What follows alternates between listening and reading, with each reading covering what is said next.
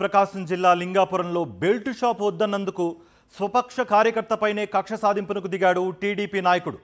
లింగాపురంలో మద్యం belt shop పెట్టడంపై TDP కార్యకర్త Sudarshan ఆక్షేపించాడు. TDP నాయకుడు నరాల రమణారెడ్డి బెల్ట్ షాపు పెట్టడాన్ని జిల్లా కలెక్టర్కు ఫిర్యాదు చేశాడు.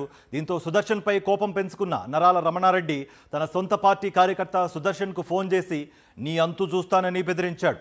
ఈ క్రమంలోనే తన కుటుంబానికి చెందిన 3.5 ఎకరాల పొలంలో 500 బత్తాయి మొక్కలతో పాటు ఉలపంటను ట్రాక్టర్లతో దున్నేసి చదును చేశారని బాధిత కార్యకర్త సుదర్శన్ వాపోయాడు.